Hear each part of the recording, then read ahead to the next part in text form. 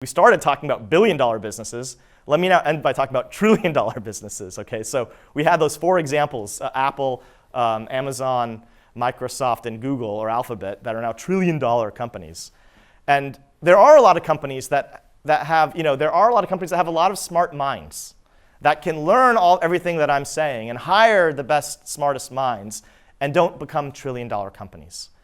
And I think one thing that's hard to argue with is that all 4 of those companies, besides just having and going after network effects, they all, and this is informed from a piece of a deeper analysis that Jeff Moore did about 5 years ago on Apple and Amazon, but they, all 4 of those companies had founders at the helm as CEOs when they were publicly traded companies for a long period of time. And I think that is not a coincidence, okay? Because there is something about a founder that has the earned authority of its employees and its constituents and its stakeholders that can move companies in directions that even the smartest minds can't.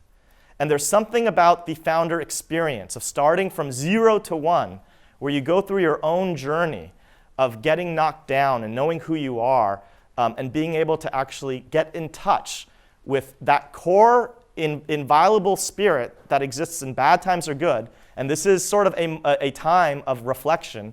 It's sort of a time of really getting actually in touch with that spirit that becomes an indomitable power even when you become famous and big. And really, these companies aren't just companies. These are companies that build other companies. And I think that's, if you think about how Apple has moved from a desktop company to all these becoming the biggest music company, the biggest phone company, now the biggest payments company, or how Amazon went from an online bookstore to the biggest utility cloud computing company, now the biggest home AI company, that is not a simple linear academic map. There is something else going on. And what I want you to understand is that the essence of all of this, there is an entrepreneur behind these great, big, fictitious seeming companies that are unicorns or trillion-corns, okay, that is the indomitable spirit that is impossible to replicate or copy. And so really the lesson that I would have for you today is to get in touch with what that means for you, because anybody can copy your technology, nobody can copy you. And so don't worry about trying to be somebody else. Just get in touch with what your best self is, and then curry the resources around you to have that vision be realized.